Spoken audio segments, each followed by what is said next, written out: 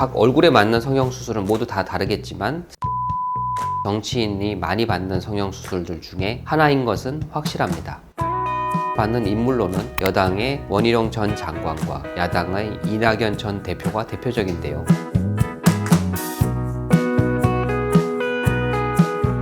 안녕하십니까. 신의성형외과의 대표원장 정경인입니다. 매일 수많은 기자들에게 둘러싸여 플래시 세례를 받아야 하는 직업이 있습니다. 바로 정치인인데요. 그들의 표정 하나하나, 말 한마디 한마디에 수많은 국민들이 웃기도 하고 울기도 하죠. 그만큼 많은 국민들의 삶에 가장 큰 영향을 끼치는 직업군이기도 합니다.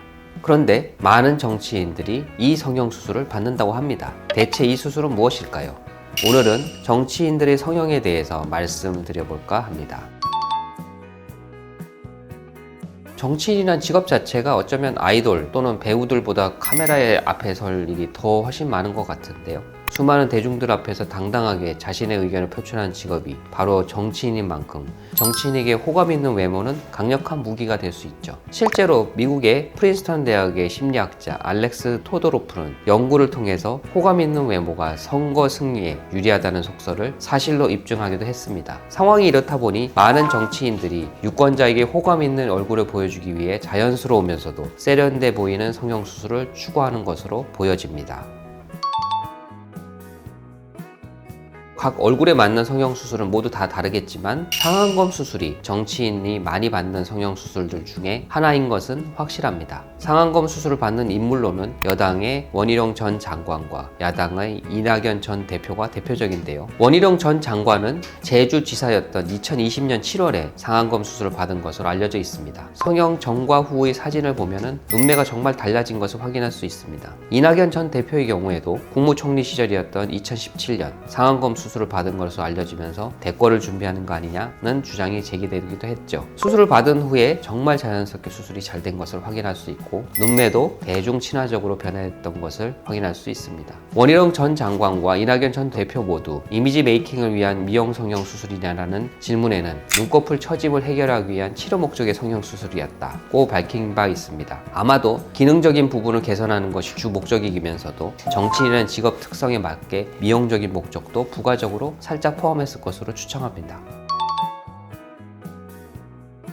정치인들이 유독 상안검을 많이 받는 이유는 첫째로 상안검 수술이 기능적인 부분과 미용적인 부분 두 마리 토끼를 모두 잡을 수 있는 수술이기 때문입니다. 한국의 정치인들은 보통 다른 분야에서 엄청난 커리어를 쌓은 다음 정치계로 입문하는 경우가 대부분인데요. 이런 정치의 특성상 어느 정도 인지도가 있는 정치인들의 나이는 대부분 중년을 넘어가게 됩니다. 그리고 보통 이 나이쯤 되면 많은 분들이 눈꺼풀이 처지는 현상을 겪게 되죠. 눈꺼풀이 처지게 되면 시야가 좁아지고 치료를 안 하고 방치할 경우에는 눈썹이 각막을 찌르는 안검 내반도 동반하기도 하고 눈썹 끝부분이 짓무르는 현상도 생기게 됩니다. 그리고 졸려 보이고 피곤해 보이고 힘없어 보인다 라는 말을 많이 듣게 되죠. 그런데 상안검 수술은 안검 하수로 인해 발생하는 기능적 외모적인 문제를 해결해주는 수술이다 보니 각광을 받을 수밖에 없는 것입니다. 두 번째 이유로는 바로 효율성입니다. 정치인들의 스케줄은 어마무시합니다. 오전에는 국회 갔다가 오후에는 지역구 갔다가 여러 가지 행사도 참석해야 되고 이 때문에 수술 시간이 길거나 회복하는 데 시간이 많이 필요한 성형수술은 받기가 힘든 것이 현실이죠. 하지만 상안검 수술의 경우에는 시간이 많이 걸리는 다른 성형수술과는 다르게 수술 시간은 1시간 정도고 입원할 필요 없고 사후 관리만 잘 된다면 곧바로 일정을 수행할 수 있는 수술인 것입니다.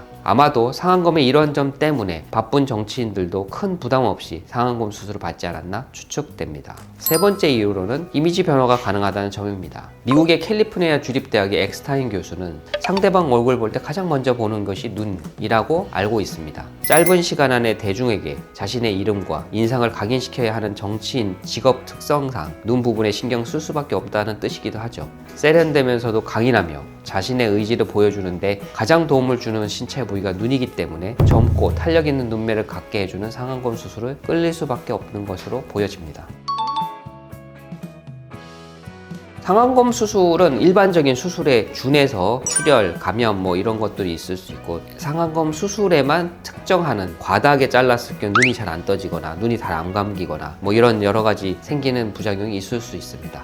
지금까지 정치인들이 대표적인 성형수술인 상안검 수술에 대해서 알아보았는데요. 상안검 수술은 개인의 이미지를 바꿔주면서도 기능적인 부분도 해결이 가능한 수술이기 때문에 정치인들의 사랑을 꾸준히 받는 성형수술이 아닐까 생각합니다. 지금까지 신의성형외과의 대표원장 정경인이었습니다. 감사합니다.